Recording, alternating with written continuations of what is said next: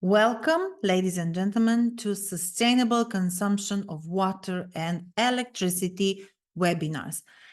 What exactly does it mean, sustainable consumption? And we will talk about sustainable consumption of water and in the first part of this webinar, and in the second part, we will talk about electricity.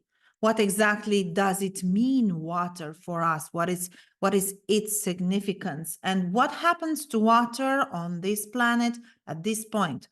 We will address the question how water influences our lives, and very important, what can we do to contribute to an extent, no matter how small or big, to save our planet. In today's webinar, we will talk not only about water consumption, and we will cover the answers to these questions, of course, but we also provide 10 sustainable behaviors for eco-conscious life. My name is Eva Bergman, and I'm glad to be the host of this webinar for you and future generations. So let's get started. I will repeat myself. When we talk about water and about any other resources, absolutely invaluable for this planet and, of course, for us, it is important to look at the current context on resources, in this case, water resources, at least for this part of the webinar. You know, theory is theory, but I will try to give you some practical examples and to get a very day-to-day overview so you can do sustainable changes. That is why they say practice is what gives us a huge hard time. I also did an experiment that I recorded, so I will demonstrate where water is lost, and we will be able to figure it out how the smallest behaviors or the wrong ones have a huge impact. Equally, as I was saying in the intro of this webinar, you'll be able to find out or to remind yourself maybe behaviors that are sustainable and who can make us in the end, or offer us, provide us in the end, if you like, a better life, not only for us, but also for those around us. So let's get going and let's address this statement. They say what we don't know doesn't hurt us, but what happens when we know?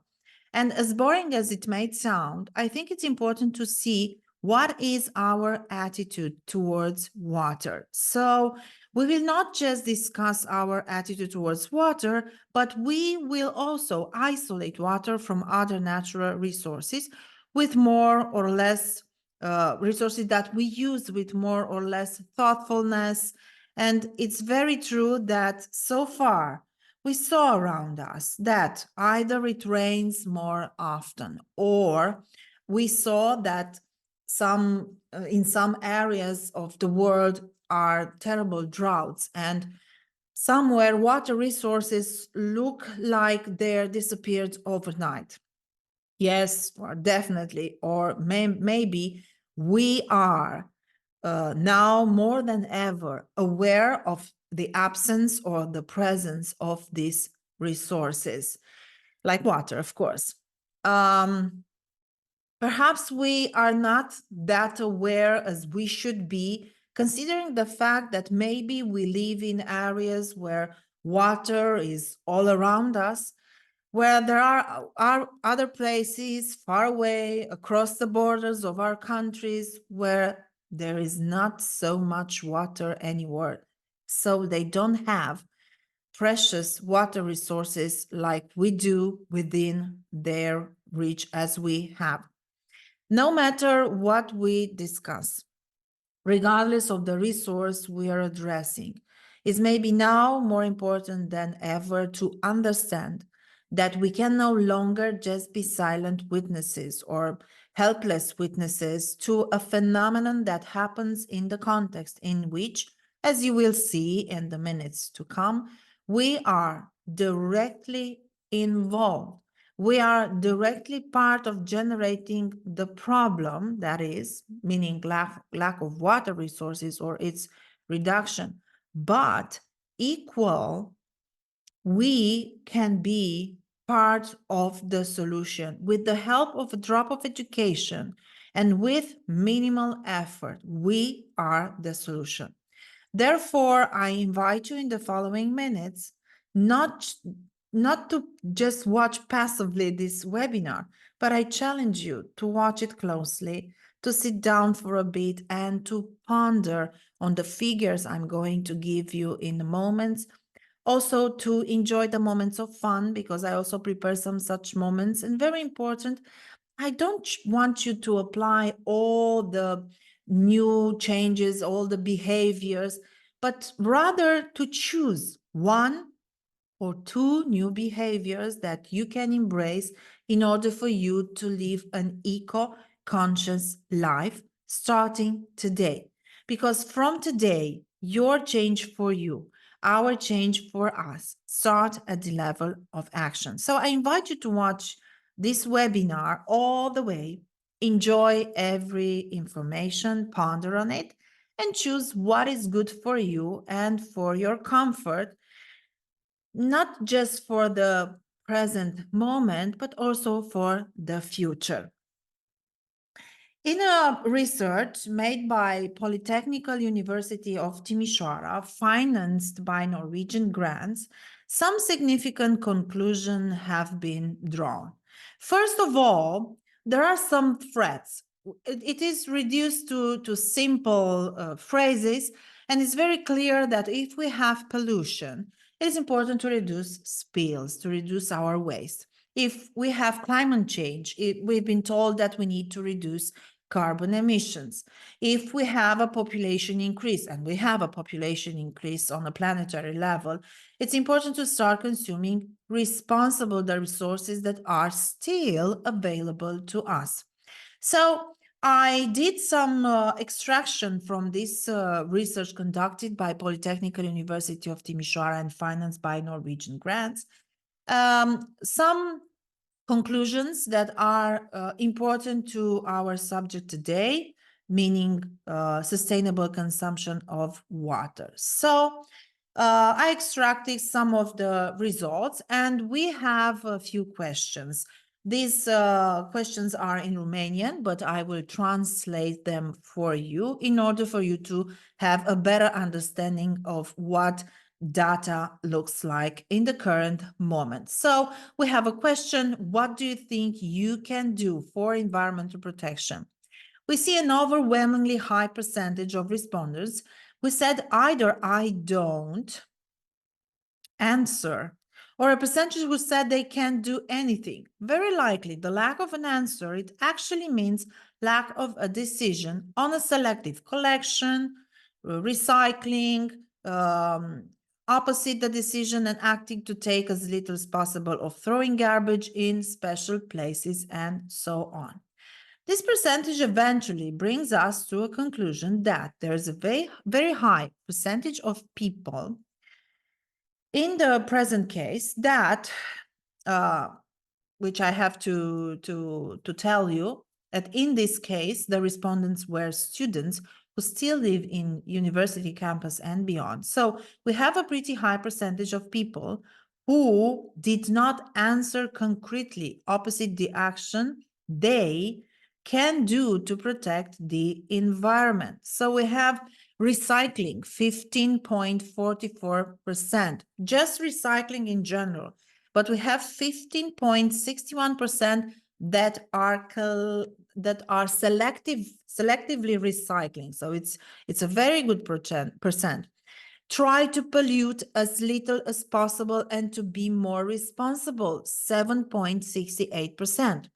Throw the garbage in special places, 7.51%. Informing others regarding the environmental protection, 4.27%. Consume responsibly, make as little as possible waste, 3.75%. There's nothing I can do, 3.67%. And as I said earlier, 27.47%, they did not answer, they did not respond. The next question, from the following list, which are the most 3 important environmental problems important for the person who responded? I will read the data. Sound pollution, 10%. Frequent periods of flood or droughts, 15.30%. Lack of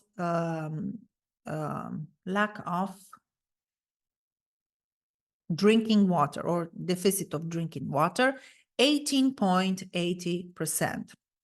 Pollution generated by the grain source and soil degradation, 15.20%. We still have a huge percentage that consider like 18.80% the decline or the disappearance of some of the animal species and their habitat. So there you have some other numbers. To the next question, what do you think you can do for environmental protection? We have a very high percentage of 3.33% that do not know, which means that there's still lack for place for improvement, because we are educating constantly ourselves and others.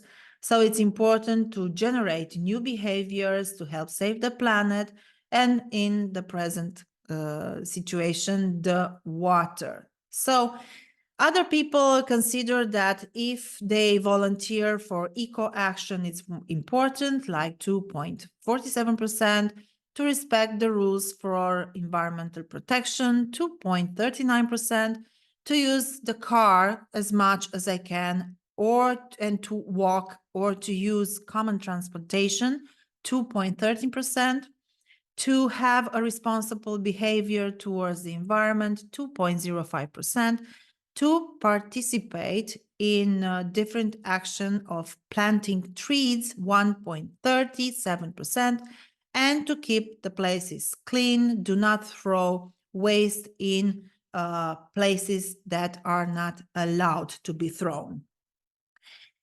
I leave the water run while I brush my teeth. This was a result that somehow made me happy, because 44.20% said that they never leave the water running while they're brushing their teeth. On the other end, we have a 0.85% that don't know, don't answer, not the case. 18.40%, 43% specifically, rarely do. 16.89%, sometimes. 10.24%, often. 9.39%, always. So between the bookends of this graph, we have a very important segment of people that can be taught, that can learn to do a different behavior, and that can result in a huge amounts of water that can be saved. Moving on. The last question, I count the time I spend every day in the shower, so I fit in maximum 5 or 10 minutes. 32% of responders said never. And let's get serious, guys.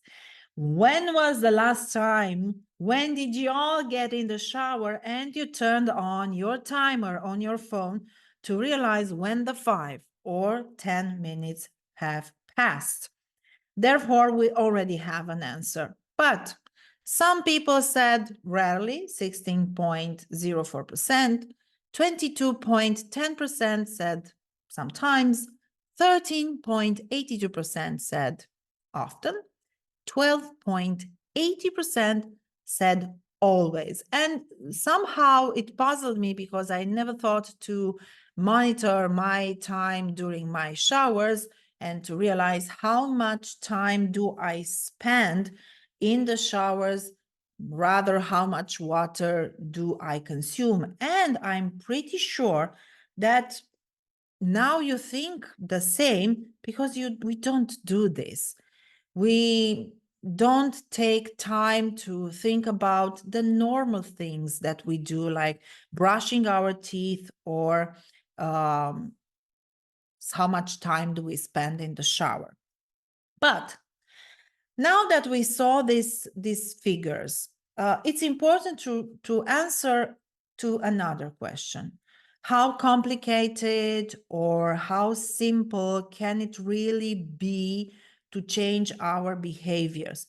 How much truth is when we ask ourselves, how much water do I consume? How much water is wasted?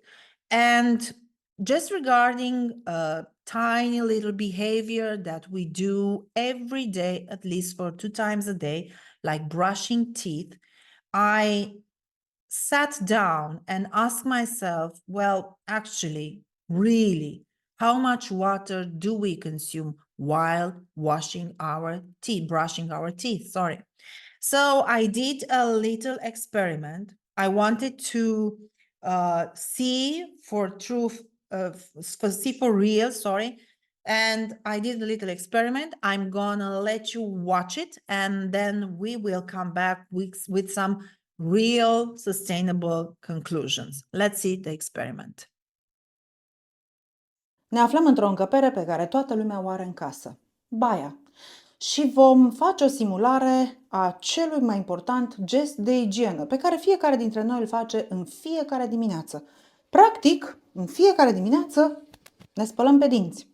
Și spuneam în prezentare mai devreme că, de fapt, ceea ce nu știm nu ne rănește, motiv pentru care vom face o simulare a ceea ce se întâmplă atunci când ne spălăm dimineața pe dinți. Pentru a putea demonstra foarte bine ceea ce se întâmplă, fie aveți incorporat în periuța voastră electrică deja un timer de 2 minute, ceea ce înseamnă că în momentul în care s-au scurs cele 2 minute, periuța de dinți se oprește, fie puteți să puneți timerul pe 2 minute ca să vă periați atât cât trebuie.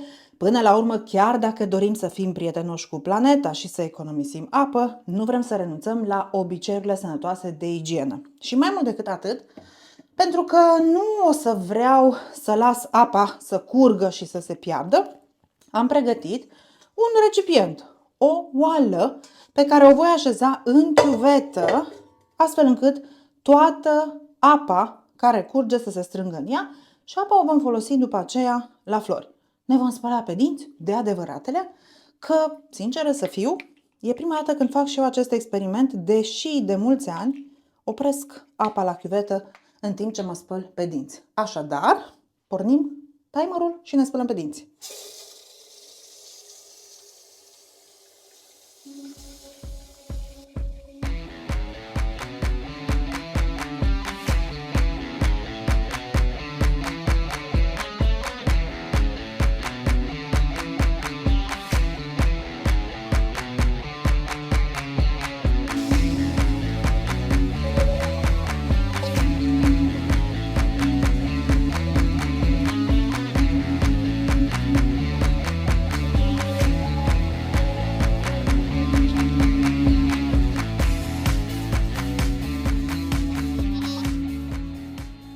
Am oprit timerul la 1 minut, pentru că deja oala noastră se umple.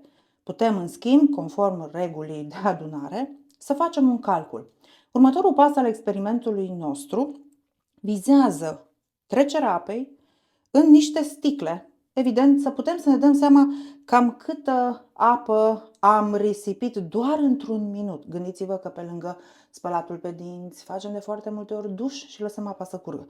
Haideți să vedem într-un minut câtă apă a curs și cât putem de fapt să economisim dacă facem o simplă modificare în comportamentul nostru. Mergem la umplu de sticle acum. Am pregătit 2 sticle de 2 litri și pentru că nu am găsit o pâlnie, voi trece mai întâi apa printr-o carafă, pentru că este important să știm să ne descurcăm în viață și din carafă vom trece apa în sticle. Am umplut carafa și haideți să vedem ce înseamnă mai exact această apă.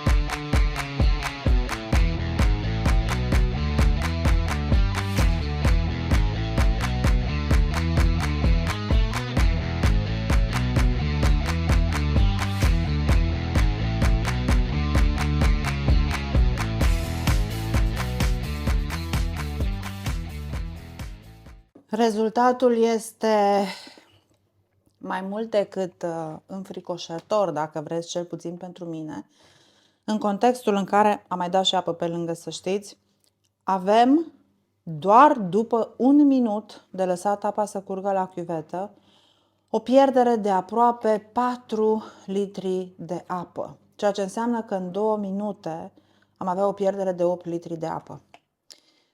Haideți să vedem ce înseamnă asta în cifre concrete. Have you seen how much water is actually consumed at a relatively normal water flow? Did you guys saw that I even had a little filter on tap, which significantly reduces water consumption? And even so, if we do a quick calculation, an annual calculation of loss of water with just brushing our teeth, math says so. To 8 liters of water consumed in 2 minutes per brushing teeth, because we said we want to keep proper oral hygiene. And we have 8 liters of water 2 times a day, 365 days per year, we have a consumption of 5,840 liters of water per year, flowing water, running water, water that is wasted.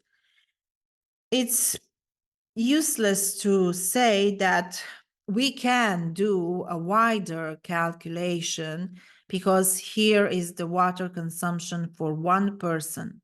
But if we come to think that one household can have up to 3 to 4 members, well, you can imagine that during a year, a household with 4 people in it consumes almost 20 tons of water per year only with brushing teeth. In a context, multiply this in the context of a country like Romania, if you want. And I don't ask you to do it globally, but in the context of your country, and you will see that the annual water loss figures are overwhelming. And I want you to think about something. Let's not be too dramatic, but even so, we will see that the figures are dramatic. If you remember the research done by Polytechnic University of Timișoara, they said that 44% don't let the water run during the behavior of brushing teeth. So you can divide those huge numbers that you come up with, you can divide them by 2, and even so, you will see that only, and it's such a small behavior, just brushing your teeth in the morning and in the evening, and you will see that even though 44% of the people do not let the water run, the numbers are still huge, calculated to a country. What can we do? Because it's important to realize that we are not only part of the problem, but we are also part of the solution. So the purpose of this webinar is not only knowing the numbers, not only being aware of what is happening around us and what is happening in our household, or to be aware of the behaviors that we are doing. It's important to realize that we are also part of the solution. And the solution it's correlated with tiny little changes in our behaviors, because although these changes normally throw us outside the comfort zone, my wish for you is to be comfortable and to maintain the quality of your life. I still want you to brush your teeth. I want you to wash your clothes and so on. We will talk about this in a minute. But it's important to be aware of the context, to be aware of the problems, and from now on to be aware of the solutions. So I'm here to help you to lead a life that is eco-conscious and save water resources that are extremely important. So what can be 10 sustainable behaviors for an eco-conscious life, and what can you do about them? So we will address the issue that is the elephant that is already in the room, the tap, the faucet that you have in your bathroom while you're brushing your teeth. So turn off the faucet during toothbrushing. Like I said earlier, we save 4 liters of water per minute. And you can adopt a small behavior before starting brushing your teeth. Fill up a glass of water, just a glass of water. Fill it up with water and put it on your sink. You can brush your teeth and you can rinse your mouth using the water in the glass. And this way you will not let the water running, and obviously you can be also eco-friendly, and you can also be healthy, respect your hygiene, your oral hygiene and the behaviors that you have. One of the other days, while I was preparing for this webinar, I talked with some of my friends, and I told them that I'm going to do a webinar about resources like water, thermal energy, electricity, and so on. And we talked about brushing teeth. And I'm sorry if I'm redundant, but as I said earlier, realizing that half of ton of water is wasted while brushing teeth, it's for me, it was a huge information. And that's one of my friends said that she uses the water, the glass of water, to rinse her mouth. And she said that many times she doesn't even consume the water that is in the glass. So normally the normal behavior would be to throw away the water. But she said that she has a plant in her bathroom because it's a lot of humidity, and she keeps a plant in the bathroom in order for her to have dry environment. And she said that the surplus of water, she throws it away she waters the plant. Sorry, she waters the plant with the surplus of the water.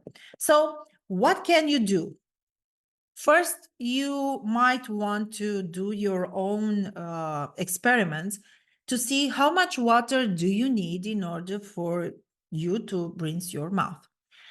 And if you need 2 glasses of water, fine by me. If you need a glass of water, also it's fine by me. If you need half a glass of water, well, if you still have some water remained in the glass, it's okay. You can use it to water your plants, or if you have a cat or a dog, you can put the water in the cat's or dog's water bowl.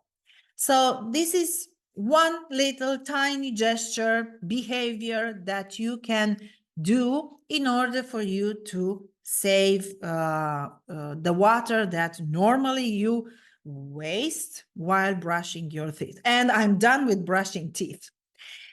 Shorter showers. Yes, I know. I love long showers. I love hot showers. I love Scottish showers. I love showers. Anyway, I love long baths. But let's address showers. it is said that if you reduce the time spent in the shower just by 2 minutes, you can save approximately 20 liters of water. And this is also a huge number, because 20 liters of water, I only can imagine what it would be like if I want to store this water somewhere. So I'm not saying that now you have to take 90-second showers like you are just drafted in the army and you need to do the shower so quickly. No, I don't want you to do that. But if you stay in the shower for 15 minutes, I think it's easy to reduce the time spent in the shower with 2 minutes. And somebody told me at one point that it's much easier to close the faucet and between the shower and open it when you need to wash your body shampoo, body gel, body, and so on, or the soap if you wash with the soap. But I was talking to an engineer and he told me that the power plant that heats the water somehow is supercharged and it can be damaged much easier if the water is left open, then closed, then open, then closed, then open and closed. So it's much better to shorten the showers or to reduce the quantity that you let to run out than opening and closing the faucet, because we also want to prevent some malfunctions to our power plant. Moving on, using efficient washing machines. Depending on the country that you are living, you might use your own washing machine. You have a washing machine inside your house.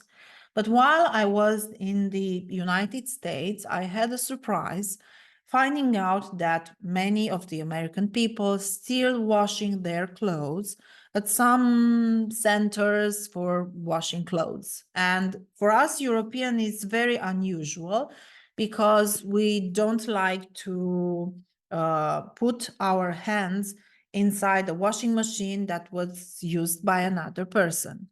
I don't know if it's more sanitary this way or is a cultural thing, but if you have a washing machine, if you own a washing machine, it's important to realize that nowadays we have so much information about the washing machine, about the how much it consumes in matter of water and energy, what class of energy are they in, and so on. So you can choose a model that use less water and energy. Also, it's important to realize that if you wash your clothes and you put too much inside the washing machine, it'll use more water and more energy. So it's important to realize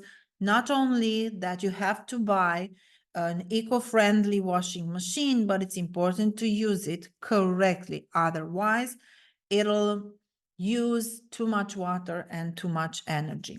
Collecting rainwater for irrigation is another behavior that you can choose to do if you have a small garden or if you have some plants that you need to water and so on. And maybe this is a very good moment to stress out the fact that some of these behaviors may not be suitable for you. If you're living in an apartment, your life is not around a little garden, or perhaps you are a student and you're still living in the campus of the university and you don't need this behavior, and that's okay. But at one point in your life, you will have your own house. Either it's going to be a house or it's going to be an apartment. in a building, you will need some water then to water your plants or your garden. So you can collect rainwater, because rainwater is a source absolutely free, and you can collect it in some larger or smaller pools, depending the size, pools or containers. It's depending on the size, on what you have to water. And you will do a great good for the planet, because although rainwater is free, it doesn't rain all the time. So if today we had a beautiful rain, we have water to water our plants today, maybe tomorrow, maybe the day after tomorrow. But then for 3, 4, 5 days or even more, we will not have water. But these small reserves will help you and also the planet to save on water. So, and actually, this is a proper use of the water that our ancestor probably did, because in the past they had to bring the water from the river, and that was water for drinking mainly, and they stored water in special containers. Fixing leaks, and about these leaks, I like to say that these leaks are a silent thief. And let me explain this. It's a silent water thief because every drop that leaks in a second leads to the loss of 1,000, 10,000 liters of water per year. Think if to this we add the water that we lose when we brush our teeth. So we have leaks, drop by drop by drop. 10 tons of water per year, plus brushing our teeth, half ton of water, so 5,000 liters. Plus, if we still do the showers for 15 minutes instead of 13 minutes, we can add another 20,000 liters. We are at the present calculation at 35,000 liters per year per person. So the amount of water lost is huge. But coming back to fixing leaks, as I said, we are in the area of a silent thief. And many times we don't realize that we have a leak, one drop that is lost. And this drop we don't see turns after a while into a puddle of water. And we don't realize that we have a problem until we have a puddle of water. And we might, you might say, or we might say, it's just a drop. And how will I know that it's just a drop? Well, there is a small gesture that you can do, let's say once a month, because I said earlier, I don't want you to get into a scary mode or an uncomfortable mode in being eco-friendly or eco-conscious. We can have water loss from the toilet pool. We can have water loss from under the bathroom sink or kitchen sink, which most of the times are masked. Those are covered due to the lack of aesthetics of these plumbings. No matter what type of home you are in, at some point, and I recommend to do it once a month, check your facility regularly. It's enough to take a napkin or a wipe or a cloth and wipe the pipe. You will figure it out immediately, because if there is any water leak, no matter how small that water leak would be, the napkin will detect immediately by showing you a stain of moisture. Don't wait until the leak turns into a puddle or your home will be flooded, but immediately seek help from the specialists who can help you to fix this leak and to make a huge saving in your budget, actually, not just by avoiding water loss, such as in case of significant flooding, but also by the act that most of the time preventions helps us in saving money. Let's make things a little bit more funnier. And I said earlier that you will also enjoy moments of fun.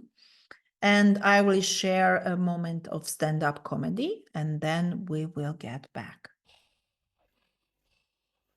Oh, excuse me, what year is it? It's 2284. Oh my God. The pandemic. Almost over.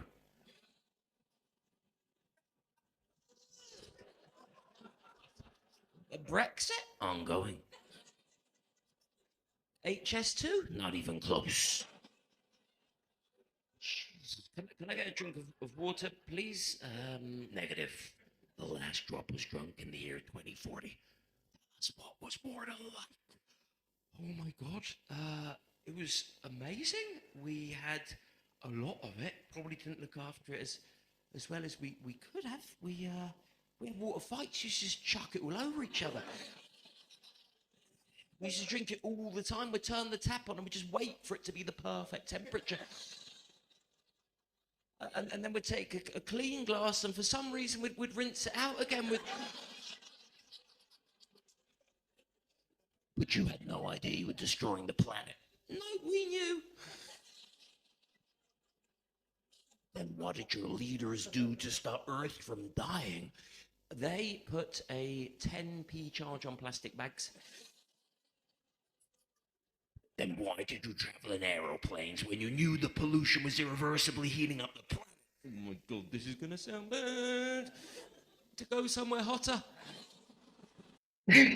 Funny, no?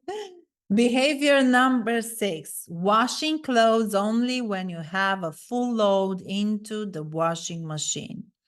I know many times it happens to me to have my favorite shirt, my favorite dress, my favorite skirt, and I chose to throw it inside the washing machine, wash it quickly, rinse it quickly, dry it quickly, iron it quickly, and wear it immediately.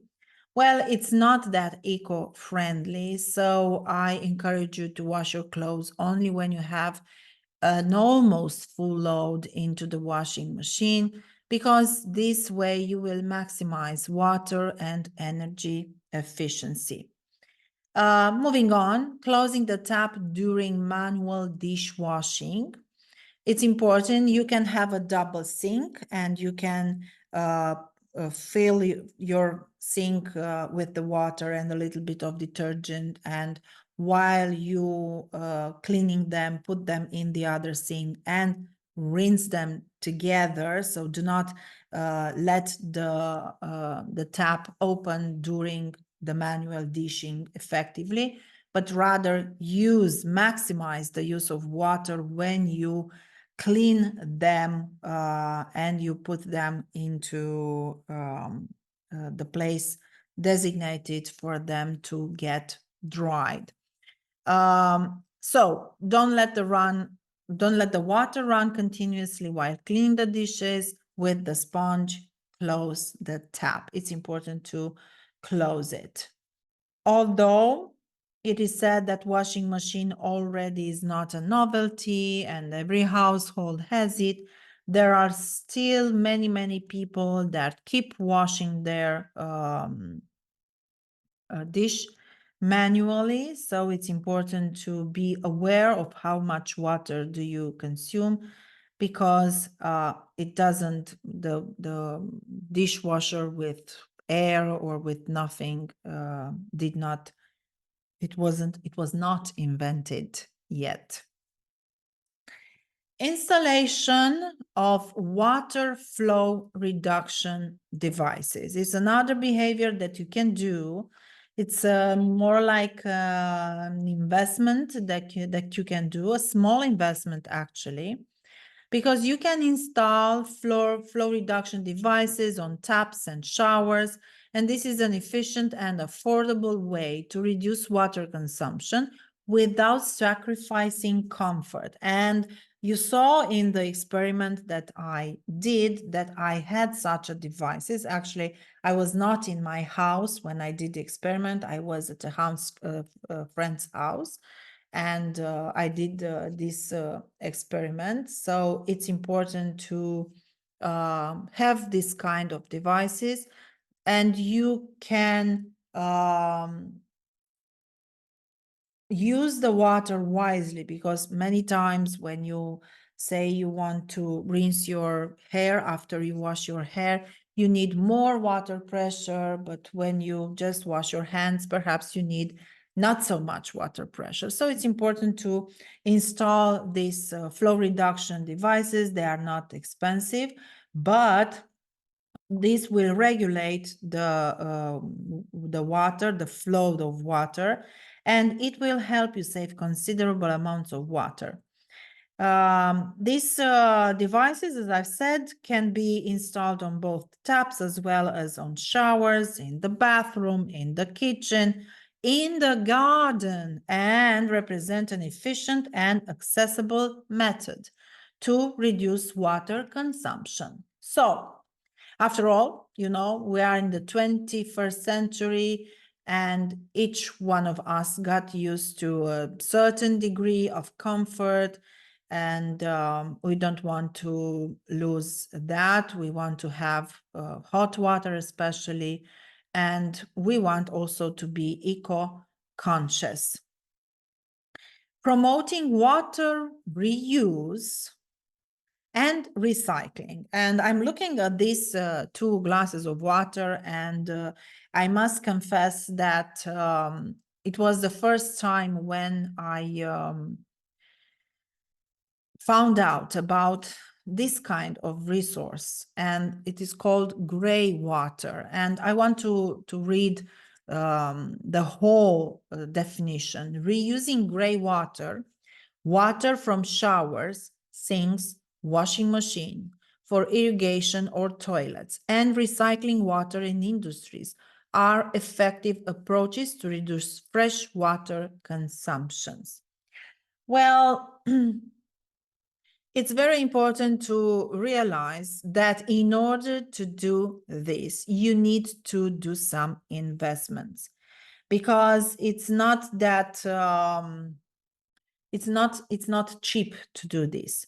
In order to use gray water, you need to store the water that was used in certain containers. This water will be treated, because this water might contain detergents and other substances, and you need a device to clean this water, to neutralize the chemicals that are in these waters. And bear in mind that gray water cannot be used as drinking water. Why it's important on the long term to do such an investment? Actually, it's quite simple. We consume a lot of waters, and once we have this kind of containers where they store the used water and transforming it in gray water, they have a huge supply of water to use for gardening, for cleaning pavels, and so on. So it's like a full circle in which nothing is lost, everything is reused. If we add up rainwater, again, we talk about huge amounts of waters that can be saved and used correctly. Important, correctly. You can water flowers, you can water the garden, and it's important to have this one and to realize that this is not a behavior that you want to do if you don't have your own house. Last but not least, and it's actually one of my biggest aha moments, sustainable shopping and what is sustainable shopping and what's behind fashion industries. And I want to read you some facts. It takes more than 5,000 liters of water to make just one shirt and one pair of jeans. The textile industry is one of the 3 most important industries that consume water resources. Using recycled cotton saves 20,000 liters of water per kilogram of cotton. The environmental impacts of fast fashion on water quality, a systemic review, it's a study that was done, and you can see the source, says that the fashion industry is responsible for the consumption of 79 trillion. I don't even know how many zeros is this. 79 trillion liters of water annually, generating a volume of 20% of the total wastewater worldwide. The United Nations claim that the fashion industry is the 2nd largest polluter on the planet, responsible for generating 8% of total carbon emissions.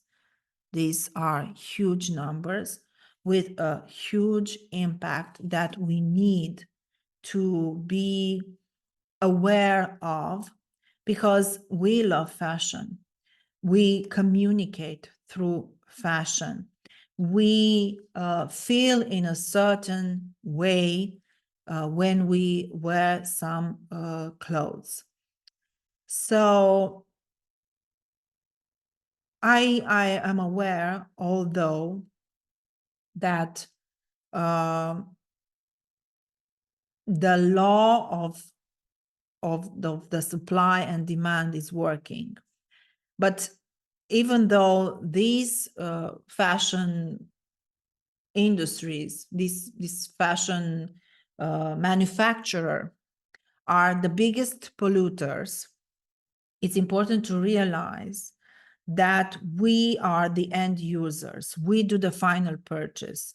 We are the ones who wear these clothing items 1 time, 2 times, 3 times, after we say that we want another item because we got bored and it's time to get a new item of clothing. So I want you to realize that we directly contribute to this whole system, who does nothing but reply to our request. If you want more clothes, I will give you more clothes. So the big chain stores, big clothing retailer could not sell these humongous quantities of goods, of clothing. What if it was not us? So we need to be aware of the fact that we are responsible, not at macro level, the global level, but it's our responsibility to be eco-sustainable, eco-conscious, also about fashion. We can buy classic items with better quality from recycled materials or natural fabrics. We can buy less often. We can invest in quality, in classic clothing, evergreen clothing, like I want to say, and to be responsible about our wardrobe in an eco-friendly manner. If you do this, for sure, you will contribute to a micro level to creating a more balanced world, because in this moment, you are also part of the problem. You are the one who creates these imbalances. That's why it's important to know that you're also part of the solution, because each one of us can contribute to the balances of use of these resources. And even though the big polluters are the big corporations, we are the end consumers, and we can influence through our behaviors how the resources are managed. And every gesture contributes to global change. So bear in mind these facts. So this part was addressed to water consumption, but what is sustainable electricity consumption?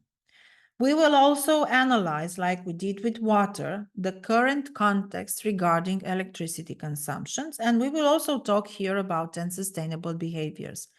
Feel free to skip the parts that you find boring. So if you don't like numbers, but you like to know what behaviors you could embrace, you can skip this part. But it's important to realize again that we have some numbers that were extracted from the study conducted by Polytechnic University from Timisoara, financed by Norwegian grants.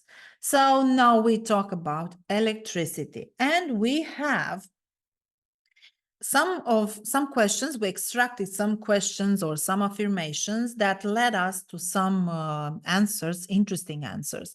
So this question says, I replace classic light bulbs with new ones that have a reduced consumption of energy. 37.54 actually, 37.54 said always. 21.08 often, 17.75 sometimes, 8.79 rarely, 6.74 never, and 8.11% I don't know, I don't answer, not applicable or not the case. So we are glad to see that many people realize already, and remember that the study was conducted among students. Many students realized, almost 40%, that it's important to lower the consumption of energy by using light bulbs that consume less. Still, there's plenty of place for educating and for changing behavior regarding the consumption of energy. Moving on, I unplugged the electronic devices that I don't use. 27.73% always. 21.67 often. 21.76 sometimes. 15.87 I rarely do this. 12.03 never. And a small percentage of 0.94 I don't know, I don't answer, not applicable.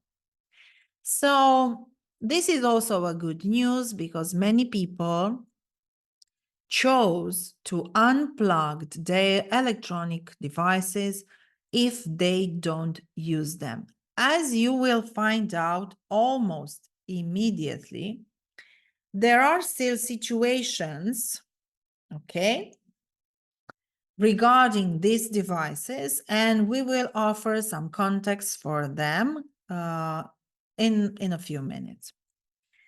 Another question is, I set the AC, air conditioner, on a temperature that is with top 10 degrees lower than the temperature that is outside during the summer. So this is a very important behavior. We will address this, but now let's talk figures.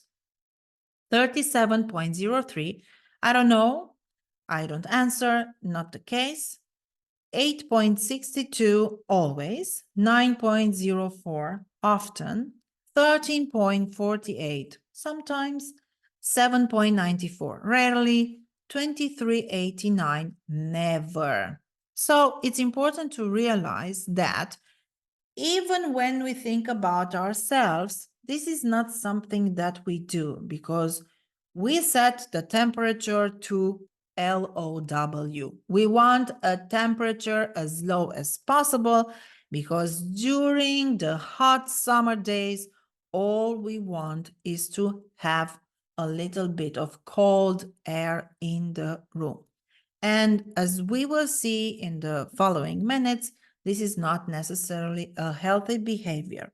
Moving on. I turn off the light when I leave the room. Loved it. 74.32% said always. 17.24 often, 5.38 sometimes, 1.79 rarely, 0.51 never, and 0.77 I don't know, I don't answer, not the case or not applicable. I turn off the light when I watch TV. 48.39 always. 28.84 often. 14.51% sometimes. 4.27 rarely. 1.71 never. And 5.29 I don't know, I don't answer, not the case. Again, we address the question, what alternatives exist in reality and what impact could they have? And let's see, what could be the changes in our behavior that we can do without sacrificing our well-deserved comfort. Sorry. Let's talk about a thief, the silent electricity thief chargers left in the outlet or plugged in. It's a silent thief, and as you will realize in a few moments, it's not such a biggie. But when we do a math, we can see the compounded effect and what we could do with the energy that was saved. So when we talk about these charges, we have simple situations. A phone charger left in the outlet, even when not in use, consumed about 0.1 to 0.5 watt per hour. Assuming an average consumption of 0.3 and that the charger is left in the socket 24 hours a day, the annual consumption reaches about 2,628 kilowatts. I mean, 2,628, it's a large number, but when we look closely, we realize that actually it's something around 1.79 Romanian lions. We have an interesting currency, Romanian lions it is called, but we will say that it's somewhere like 30 cents, 30 euro cents, or 40 euro dollars. So it's a small amount of money. And you might say, well, this doesn't represent such a huge economy for my pocket. And it's true. But you don't have only one charger. You have two chargers. You have a laptop charger and you have other devices that are left unplugged. If we multiply these numbers and we do a calculation about the impact at a level of city with 100,000 inhabitants, that translates roughly somewhere, the end number here, it's a huge number for Romania, but it will be somewhere around 38,000 euros per year. This would be a total annual cost if a city with 100,000 inhabitants were to leave their charger unplugged. What means? What can we do with the saved energy if we would to be unplugging these chargers? Well, one use would be efficient street lighting. The saved annual consumption could power about 150 LED street lamps for a whole year. This not only increases public safety, but also reduces municipal costs. Another thing, educational centers. Saved energy could be used to supply electricity for about 2 schools, covering all their electricity needs over the course of a year. Thus, the budget allocated to electricity can be redirected to other educational resources. So the power is actually not in big numbers, but in small numbers, because these regarded as compounded effect enables us to see how much we can do regarding an eco-conscious life. So let's talk about 10 sustainable behaviors for an eco-conscious life. Using economic light bulbs. LED light bulbs consume up to 80% less energy compared to traditional incandescent light bulbs. A LED bulb can have a life of up to 25,000 hours, reducing the frequency and cost of replacement. LED bulbs emit very little heat, contributing to a cooler environment in the summer and additional savings on air conditioning. So I want to share something with you. I hated late LED bulbs because traditional incandescent light bulbs gave us a certain type of light, a warm light, a blended light. And an LED has a much more colder light. So I hated those. But I realized, of course, that we need to align forcefully at the beginning with some eco measures. And we used, because the bill on our energy consumption was bigger and bigger, and it was expensive. So we decided to replace all the light bulbs in the house. So it was, at first, it was an investment because the price of a light bulb, and if you did not change your light bulbs, I want you to be very careful about that, because the cost of a light bulb was like 10 times more than a traditional light bulb. So it was an investment, realizing that that investment in a year or 2 or 2 years maybe we will reap the benefits, and it will be somehow okay. But at the same time, I bought for my desk a lamp from IKEA, and there are like 8 years since I bought that IKEA lamp, and I want to tell you that this lamp specifically has the same light bulb that it had when I bought it. So it's the same, and it's 8 years already, and it's functioning.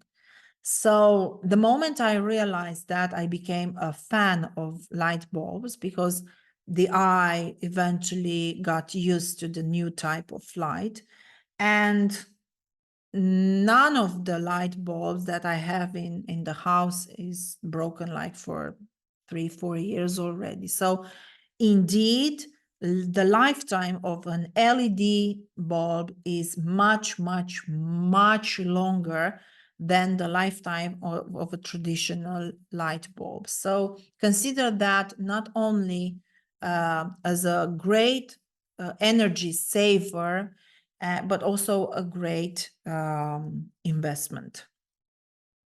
Disconnecting unused appliances. Appliances, not only your phone charger, can consume energy even when not actively used.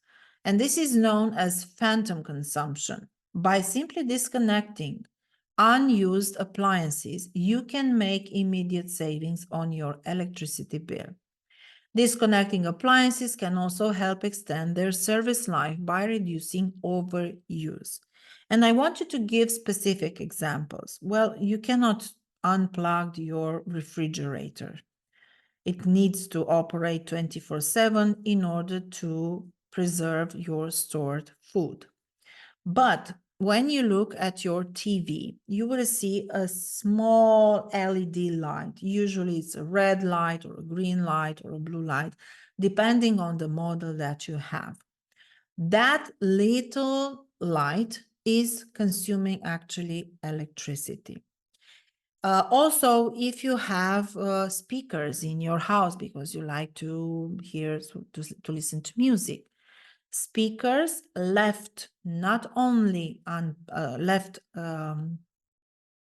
open and unplugged will continue to consume energy. Your hair dryer also will consume energy if left plugged. I know it's huge, but you don't have to trust me. You don't have to believe me. You just need to do a before and after, to do an experiment. I challenge you to be creative and to have a critical thinking and to verify this information. But you need to be consistent, because if you want to measure, truly measure the consumption of energy in your house, you need to have a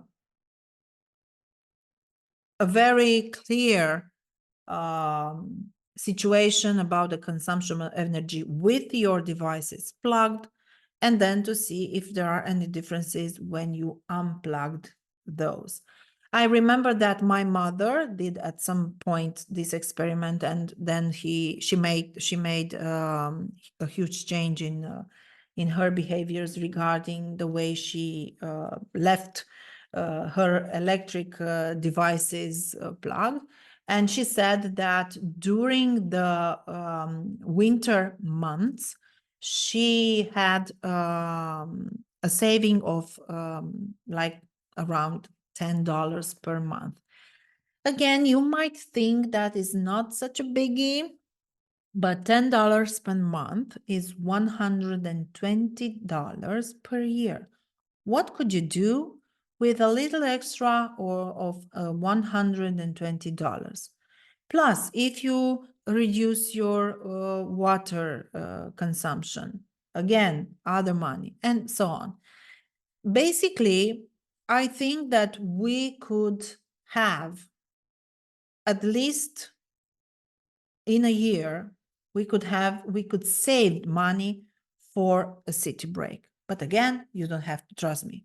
Do your math, do your numbers, do your experiments, and you will see the differences. Using smart thermostats, and I must confess that this is my favorite change, because I realize that we can do all kinds of scenarios when programming these smart devices. It's something almost miraculous, because these devices can be controlled by using our smartphones, and we can schedule temperature according to the time of day and the presence or our absence in the building, and we can avoid intelligently unnecessary consumption. Most smart thermostat can be controlled remotely, as I said, via smartphone, and is providing a maximum flexibility and control. Thermostats can automatically adjust their settings according to external weather conditions, optimizing energy consumption. And I said that you can program all kinds of scenarios depending on the investment that you might choose. You have thermostats that have limitless numbers of scenarios that you can install. What are scenarios? Well, I will give you a concrete example. You can take a sheet of paper and you want to analyze what is your current behavior in a day or in a week. And let's start with Monday. Let's say that Monday you wake up at 7 a.m. and you want at 7 a.m. in your room, in your bedroom, to be 18 Celsius degrees. We're talking degrees Celsius because we are in Europe. And then you leave to work, and also your family is leaving, your wife is going to work, and your child or your children are going to school or kindergarten, and so on. And during 8 a.m. and 1 p.m., there's nobody home. So you can program a scenario that between 8 and 12 p.m., the temperature in the house is also 18 degrees. Between 12 p.m. and 1 a.m., you can implement a scenario stating that you want at 1 p.m., p.m., you want to be 22 degrees. So your power plant, your thermal device will start running in order for you to achieve the temperature of 22 degrees when your first child arrives at home. So he or she will be comfortable with the temperature in the room.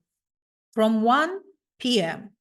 to 9 p.m., you want the same 22 degrees. So we have a stable scenario, but you and your children, you like to sleep in little more cooler room. So you don't want 22 degrees. You want in your room, in your bedroom, you want 17 degrees. And in your children's bedrooms, you want 20 degrees. So you can have different scenarios for different rooms in the house in order to achieve a maximum comfort for each member of your household. These smart devices will do automatically this work for you. And because you don't let everything run uncontrolled, you get to save a lot of energy and your bills will be lower. So this is one of the examples. Another example is related to the moments when you leave for holidays and the house is empty. So you can have a unique scenario, like in the house could be in the wintertime, 14 degrees.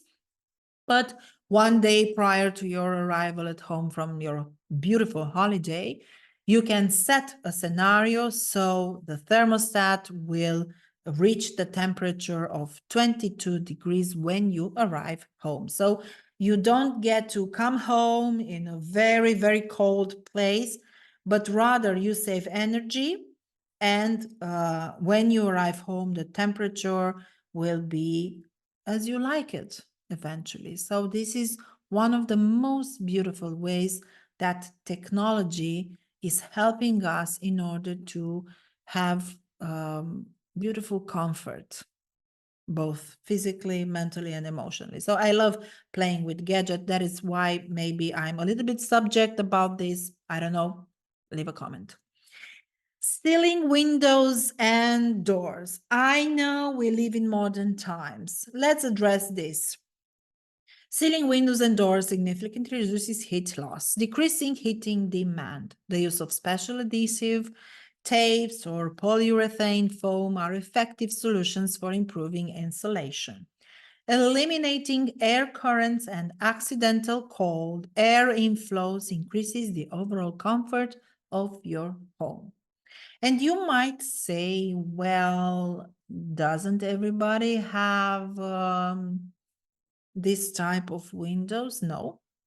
There are still people that have classic windows that live in old houses or don't afford to replace these windows, or they live in historical buildings that are not allowed to do some changes to these windows. So there are losses of heat. So this could be some of the measures that you could take in order to prevent or to reduce heat loss. Number 5, efficiently using electrical appliances. Selecting energy-saving programs on the washing machine and refrigerator can significantly reduce consumption. Regular cleaning and maintenance of electrical appliances ensures their operation at maximum efficiency. Running your washing machine or dishwasher only when full helps maximize energy efficiency for each cycle of use. So, let's address each one of these topics. If you have a dishwasher, for sure by now you saw a little button that has written on it, ECO, ECO.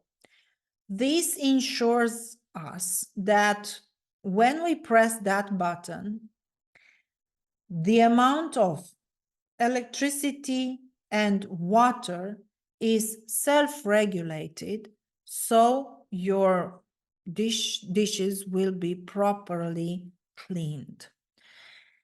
Of course, this is the right way to do it. Many people don't trust the process, and also the period, the time frame in which your dishes are washed, which is also important. So if you choose another program, either your dishes will be washed in more time, either the machine will consume more water.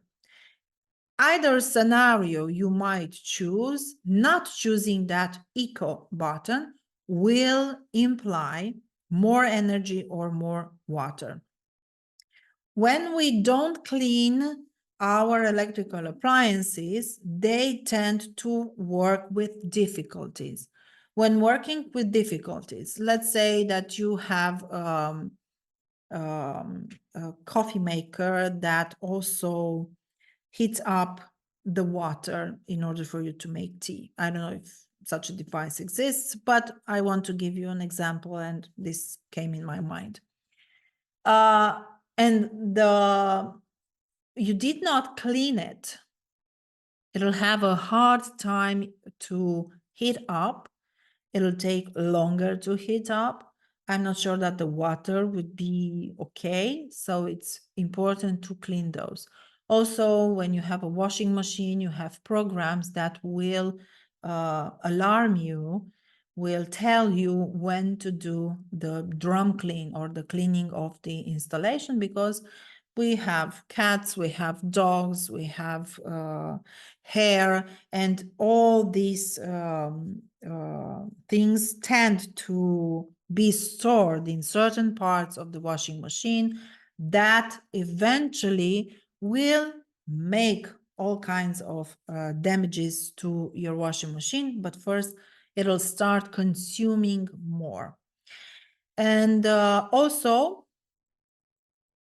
as I said earlier, wash only when your dishwasher or your washing machine is full. It helps a lot. Limitation of appliance use in peak hours. Using large appliances outside peak hours can reduce costs, as the rates are often lower. Also, reducing consumption in peak hours helps to reduce the load on the power grid, contributing to its stability. Many utility companies offer low rates or other benefits for off-peak consumption. If everybody is doing showers at 7 p.m. when they come home, for sure, if you live in a building with many apartments, the pressure of the water will be lower.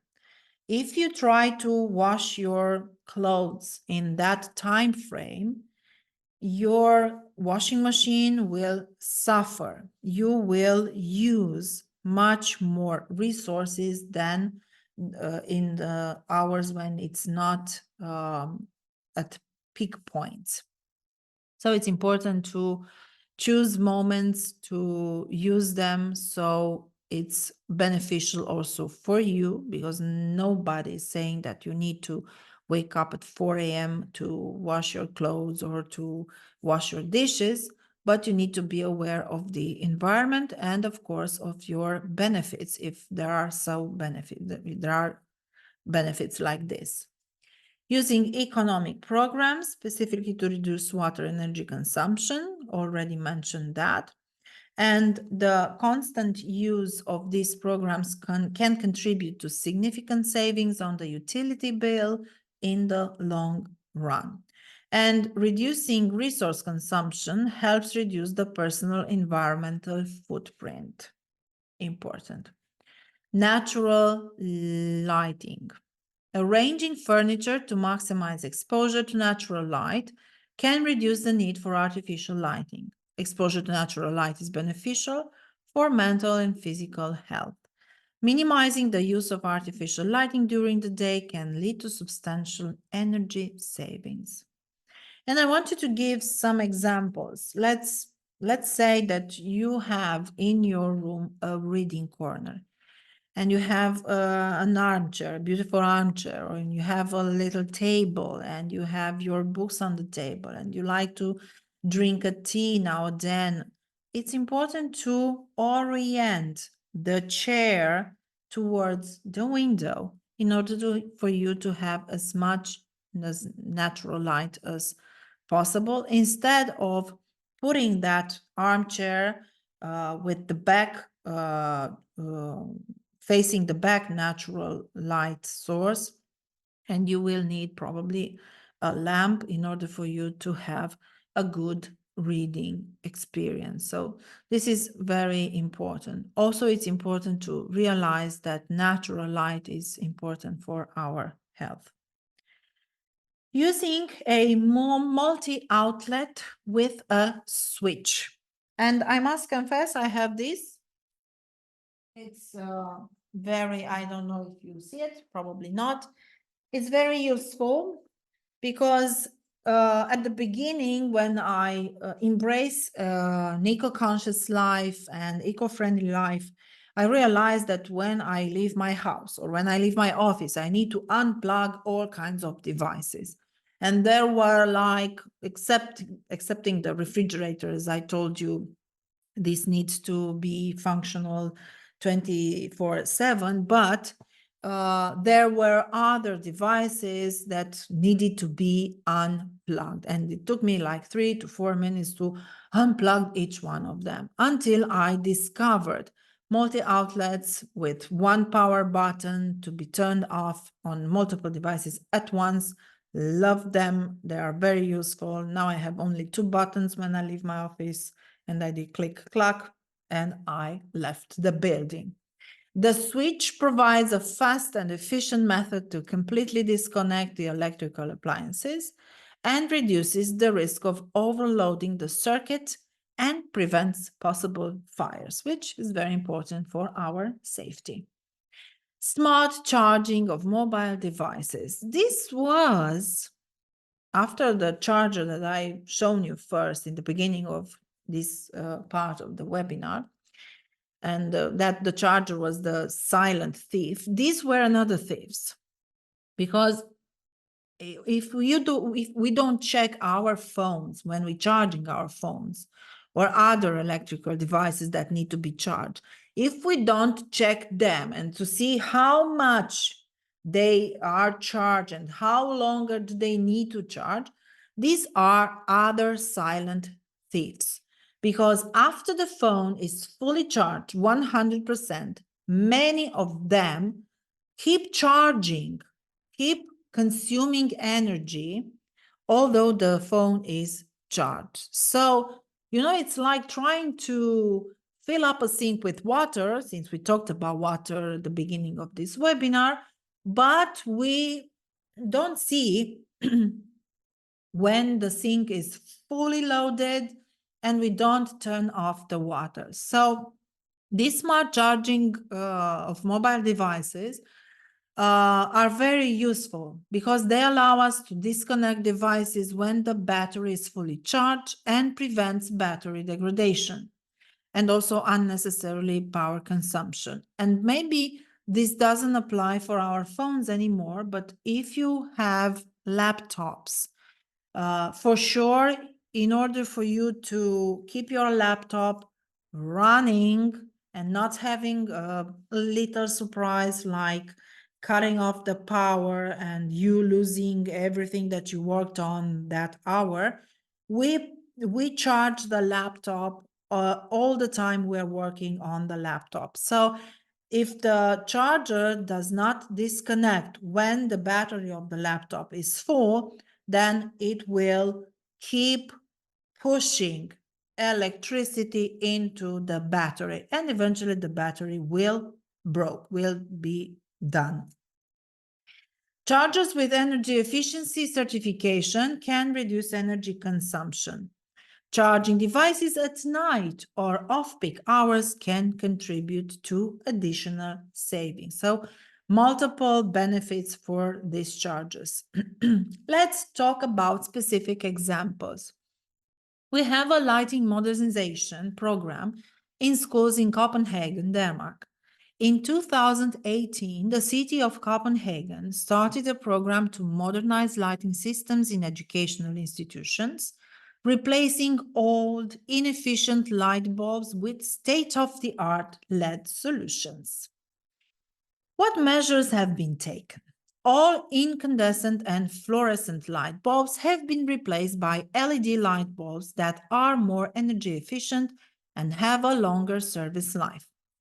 Present sensors have been installed that adjust the lighting according to the occupancy of classrooms, avoiding unnecessary energy consumptions.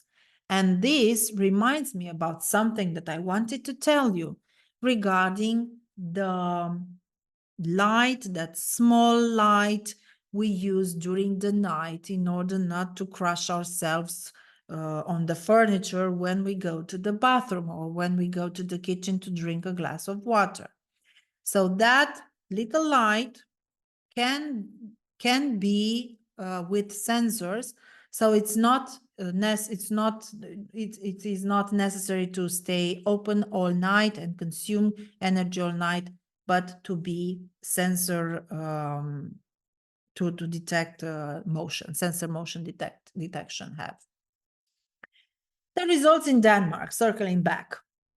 Consumption reduction. Energy consumption for lighting has decreased by about 60% compared to previous levels. I told you, do your own experiments. Significant savings, annual savings of about 200,000 euros in energy costs. Educational impact. The program also included educational components to teach students about the importance of energy efficiency and sustainability. Another example in Toronto, Peak Energy Consumption Reduction Initiative in Toronto.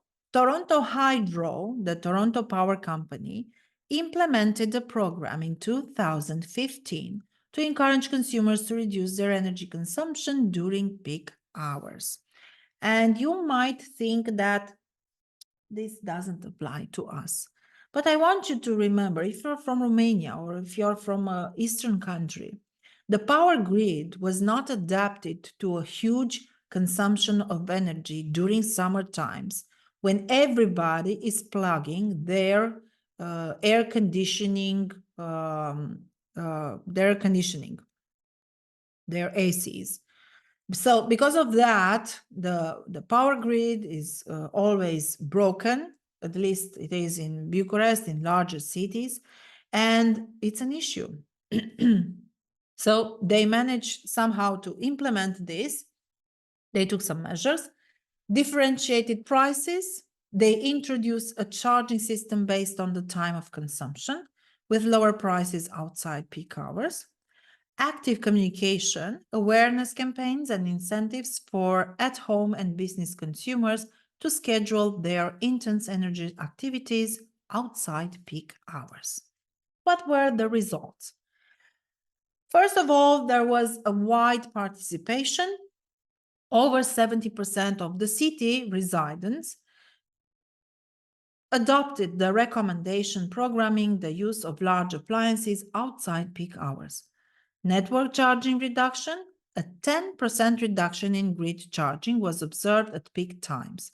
Savings and sustainability. The overall reduction in consumption has helped to reduce CO2 emissions and increase the sustainability of the energy system. You might say that 10% reduction is not that much, but I wanted to do a small search on Google just to realize how much was the Toronto city consume in electricity in 2015 before this initiative, and how much 10% would mean if you want just to see how much is this because the compounded effect is huge. Let's draw some conclusions. These examples illustrate how implementing sustainable behaviors and adjusting attitudes towards energy consumption can have significant positive effects, both economically and ecologically. These initiatives can be adapted and applied in various contexts, demonstrating the overall impact of well-planned local actions. The use of modern technologies such as LED light bulbs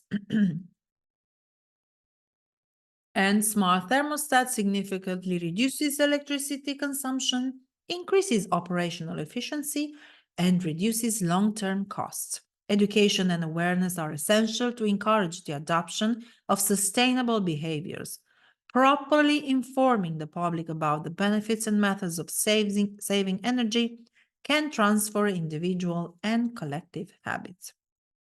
Also, it's important to evaluate and modernize electrical systems and appliances in your households or organizations.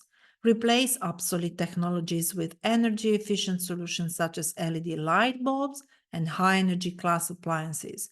This is an initial investment that will be amortized through the generated savings. So, commit to participating in local programs and initiatives that promote responsible energy use, such as different hourly rates or old electrical equipment recycling programs. Every action counts and contributes to a more sustainable future. In conclusion, do not underestimate the power of compound effect. Those who do not respect small values do not deserve the big ones. And remember that through simple gestures, we create great changes.